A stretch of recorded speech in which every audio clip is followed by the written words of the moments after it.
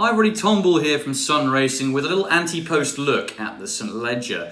Obviously the last classic of the season, and it features what could be a pretty intriguing field headed by Santiago, that wonderful Aidan O'Brien horse. He couldn't quite get to grips with Stradivarius last time out at Glorious Goodwood, but he is a very talented sort, who of course we did see win the Irish Derby earlier in the season and the Queen's Vase, so there should be no problems in terms of stamina for him, and this does look like the big target for Aidan O'Brien's runner. So you'd have to be mad not to think Santiago doesn't have a very good chance, but I was very disappointed he couldn't beat Naif Road at Goodwood last time. He was getting so much weight, and are we seeing him possibly reaching the ceiling of his ability? And he's got to take on a much stronger field this time than he did in the Irish Derby, headed of course by Pyledriver, who, if he does go here, must have a massive chance. He sluiced up at York last week in what looked a pretty hot race. He had a penalty that day. It was a really impressive performance from William Muir's contender. And if he goes to the St Leger rather than, say, the Champion Stakes or the Arc, then he'd have to have a huge amount of respect because he has got a big engine.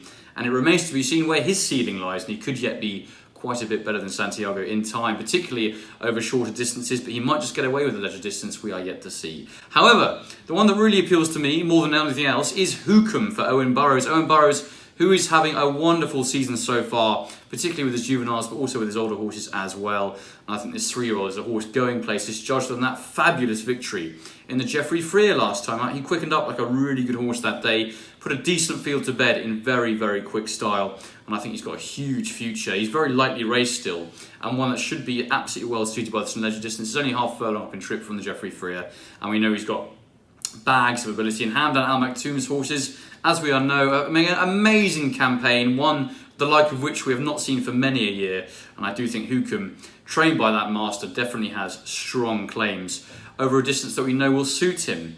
He's improving fast. It was a really nice performance that day last time out, and I do think he is the one to beat if improving yet again, which he should do. He's very lightly raced, unexposed, and I expect progression to be forthcoming from that horse. So hopefully HUKUM can do that little step up in grade and produce the goods at Doncaster. There are a few others in there as well that need mentioned, including Serpentine, that runaway winner of the Derby. We're yet to see him come out and reproduce anything like that because he's yet to have a run. However, wherever he does go next, it could well be St Leger. He needs to be fully kept an eye on because he was so impressive at Epsom that day. Yes, he got a very easy lead, and he's unlikely to get that luxury again wherever he goes next because jockeys are going to know what he can do. But he has obviously got a big engine, and that was no fluke at Epsom. He will run great. I mean, Tiger Moth is another one who could be going there. He was a very good second behind Santiago in the Irish Derby. He's got a big future to do for Aidan O'Brien.